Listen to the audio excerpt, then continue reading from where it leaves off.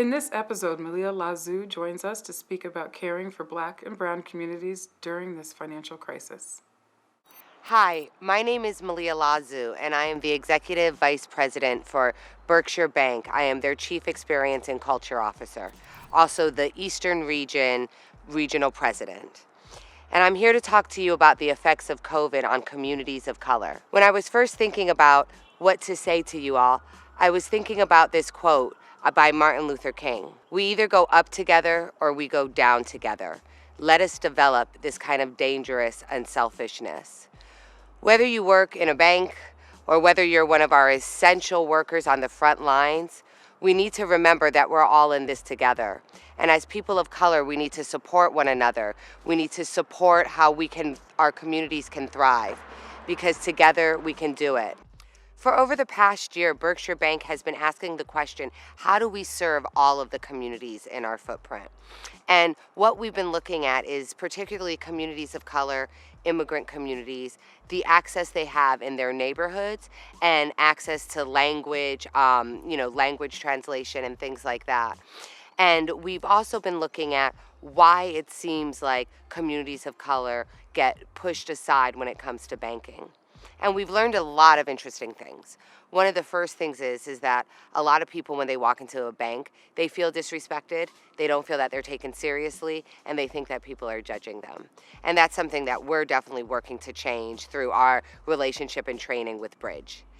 The other thing that we found out is that there's a lot of people who just don't trust banks.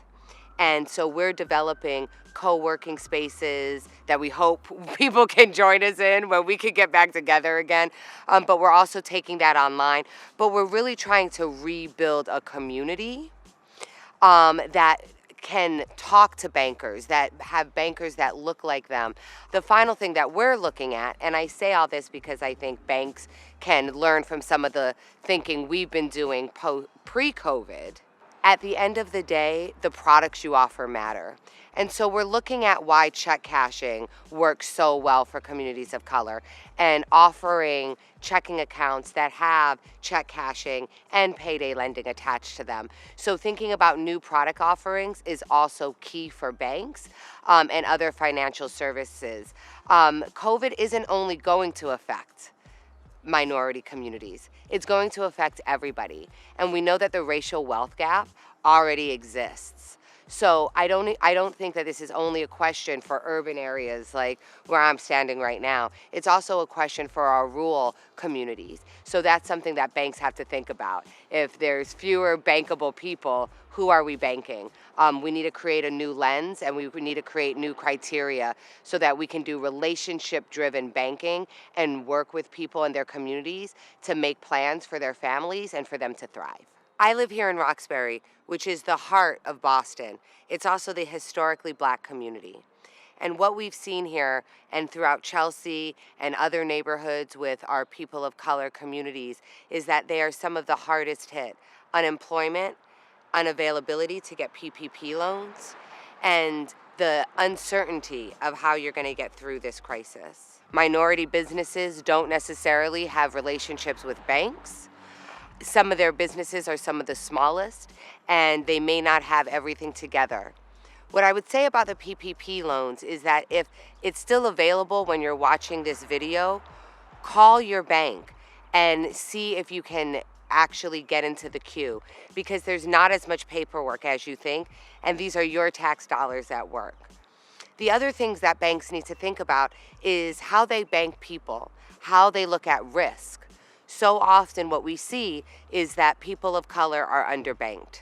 The statistic is that 50% of Black and brown people are underbanked versus 19% of white people. And so a lack of those relationships does affect how banks look at who their customers are. So it's really important for banks to understand that they can make every effort an opportunity, and should make every effort an opportunity to reach out to communities of color. Also, talk to your neighbors. We all have long histories in our communities of how we support one another, whether that be like what my aunties did, everyone put together $20 and every week someone else got $20. Community is now our solution. At the end of the day, I can say as a banker, we're not going to print enough money to get ourselves out of this. We're going to have to rethink how we're running economies. We're going to have to rethink who has access to capital. And we're going to have to choose to save minority businesses because we understand the lack of wealth is why they're having trouble getting through COVID. So I see it every day. I live it.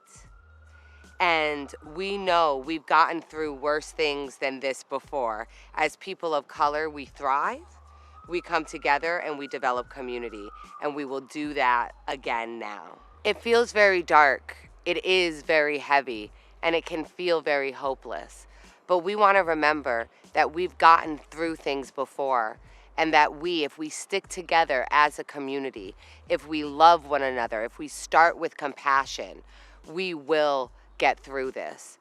And let's learn the lessons from this. Let's not let the thousands of people who have died in vain. Let's figure out how we strengthen our social systems, how we make sure that this never happens again. Let's make sure that this too, we never forget, and that we move forward with more love for one another.